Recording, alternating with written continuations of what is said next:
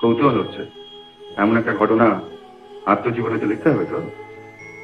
প্রমীলা প্রমিলা? Chatterjee, miss. নমস্কার, আপনি এখন আসুন। আবার কি হলো? আচ্ছা, আপনি এত প্রেমের দৃশ্য করেন, এত নায়িকার সঙ্গে এত ছবিতে, কিন্তু আপনার বাড়িতে একজন অচেনা মেয়েরা তো নার্ভাস হয়ে পড়েন কেন? নার্ভাস? নার্ভাসই তো। সংযত, ভদ্র, শিষ্ট।